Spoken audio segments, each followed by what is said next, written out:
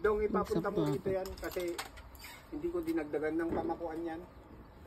Ganyan na lang, hindi na mapipinturahan. Ang pipinturahan na lang nila yung ano na yan. Hindi na natin pipinturahan yan, fix na yan.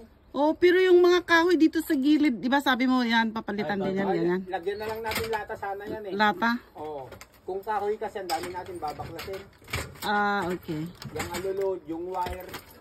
Itong wire na to. Ah, ganun.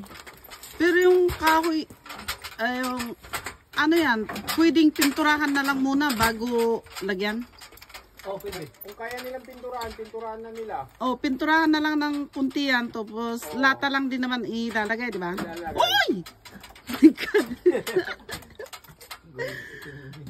Lilipad na yung ay, God.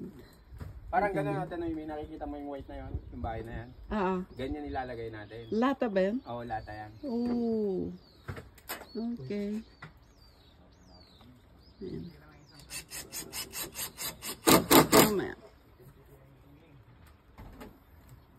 Nido sana malaki at hindi. Ah? Nido malaki. Ano na? Nido daw na malaki. Anong nido? Yun daw yung latang gagamitin. Oh, mayroon bang ganun? Ay, bili tayo ng maraming nido. Wala naman dito. We don't have budget for that to order. Kung meron sa ano, yung sin? Yung sin na plat?